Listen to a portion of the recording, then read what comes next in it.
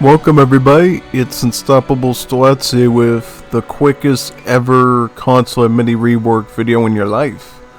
That's right, we got one more of these to do for the Wars of Liberty Great War patch preview, since only one Consulate option remains that was significantly modified. Previously we have seen British, French, Russians, and Germans. Today we are going to see the Dutch, which is the last one. Only Civ that can actually get these Consulate allies is Japan, so we're going to be playing as Japan today to get those units.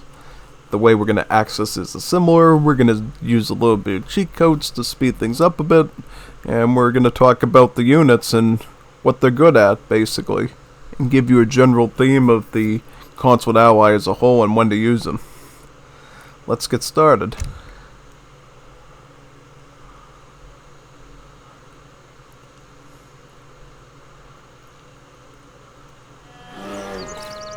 A whole lot of more speed never wins. I'm kidding, it always wins. So speed always wins. Remember that, folks. Speed will always win, no matter what. If you have speed on your side, is good to go. You're good to go. Get this. Get some more shrines. Just gonna do this pretty sloppy, no hotkeys. Yeah, pretty much. Alright, so Deutsch. Klar. Okay, klar. Oh yeah, that's one more thing I guess we could acknowledge, is the fact that the United States has the new name on their Marines, the Leathernecks on there, so yeah. Beyond that, though, United States is pretty much the same. Dutch is the real interesting one to see.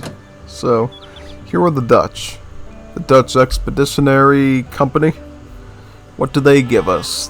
They will give us about 9 light bataljons, heavy skirmish infantry, good against shock units.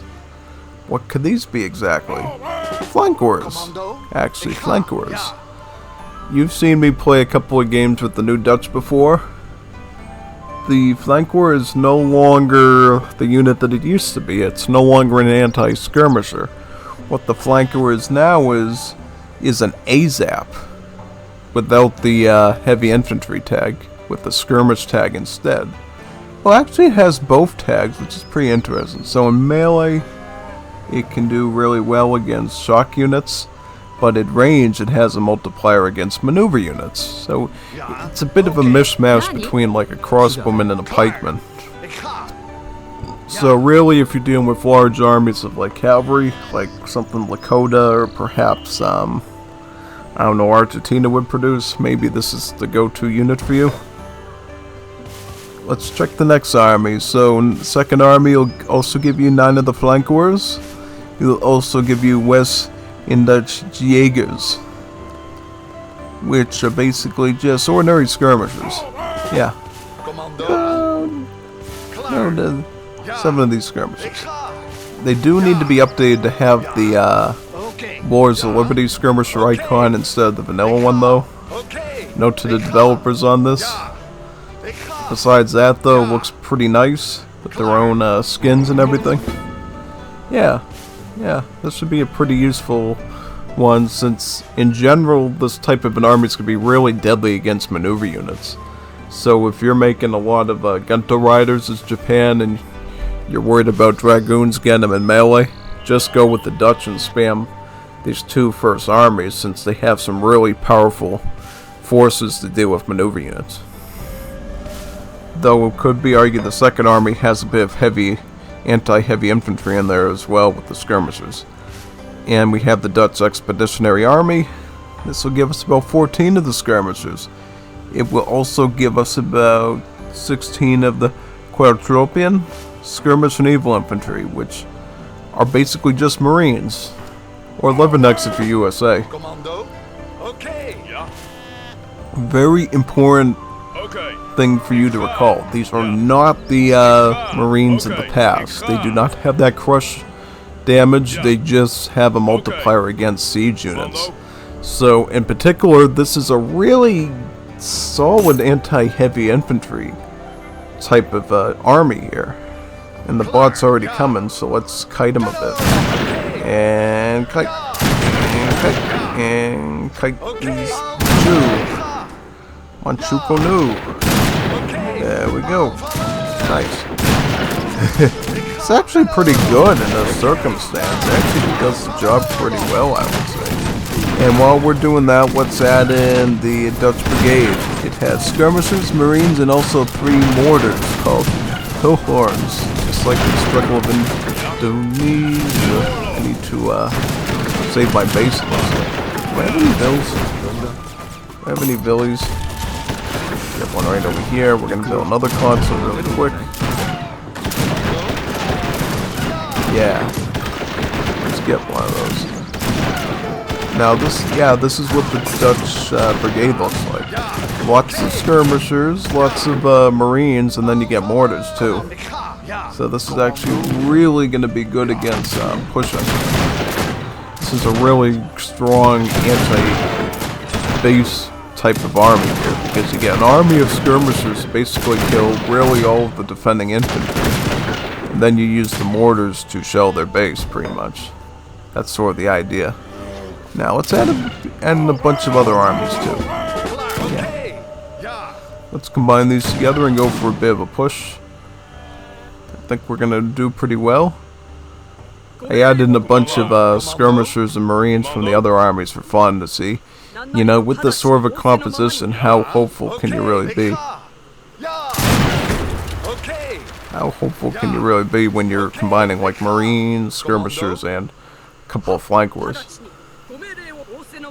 In general, I feel like Dutch is going to be really good against a lot of shock units as well as heavy infantry units. So they're going to be good in the skirmish role as well as the anti-cavalry role. Not great against artillery though. If you need to deal with like foot artilleries or bombards or whatever you're dealing with, don't go with Dutch. Consider going with another option like the United States, perhaps, the mounted riflemen. Perhaps you'll go with really anything besides this. What the Portuguese get maneuvers, right? Yeah, so they'd probably be alright. Now this is the interesting thing, since they get 3 of these coal-horn mortars, you can just find a building whenever you get close and just start sieging the way out. Yeah, I mean in general this seems to be very competent against large armies of infantry. Very competent against those. Then you drop the mortars down here and then you would start sieging. Yeah, this is pretty effective, I would say, in general. Quite effective. Because it kills the mound castle so quickly.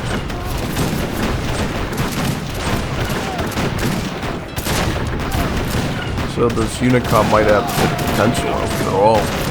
Especially considering the Marines would be really good against Grenadier type units with their anti-siege unit multipliers.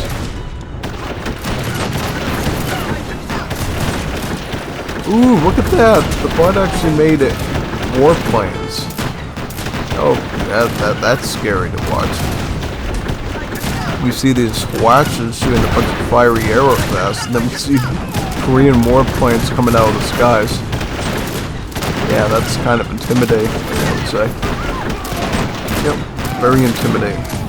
Lucky thing, he doesn't know how to use the bomber planes since they're like a mortar, you know. So, for some reason, bots really don't understand how to use units that can only attack buildings and ships. But yeah, that's why they don't know how to use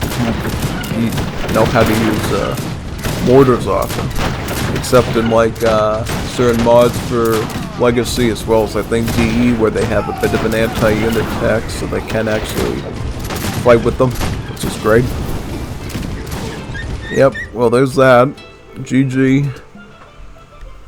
Wouldn't want to be you in this situation if you were playing like a Liga match, but in general it's a pretty good option.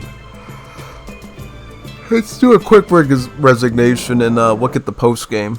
So militarily, going with the Dutch army. Not that great, I would say. I mean, just barely over the kill count, I would say. Yeah. They just barely beat the Koreans in combat, so if you're dealing with like a Korean civ that has a lot of archers and siege units like that, like artillery pieces like the Hwacha, you probably don't want to go up against that. You probably would rather bring in the United States or someone that at least can flame with their Gatling guns and mount rifles, perhaps. And they also get the Marine unit, the Leathernecks as well, so if you still have to do a Grenadiers, they have that. Yeah, definitely.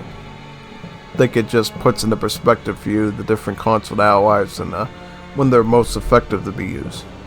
I hope you enjoyed this one, and I hope to bring you some more Great War Age Civ preview content in the future.